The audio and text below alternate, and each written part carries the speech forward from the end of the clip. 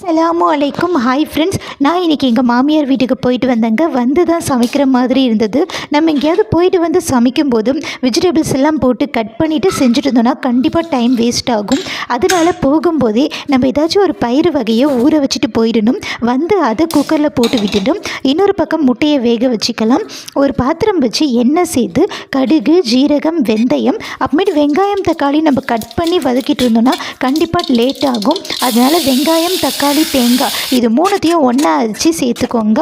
Side by side நான் ரைஸும் வச்சு விட்டுடுறேங்க.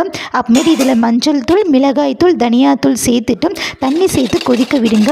இப்போ நம்ம வேக வச்ச பருப்பை தூக்கி போட்டுடலாம். நான் இன்றைக்கி காராமணி தான் சேர்த்துருக்கேன். வேக வச்ச முட்டையும் கீரி சேர்த்துக்கலாங்க.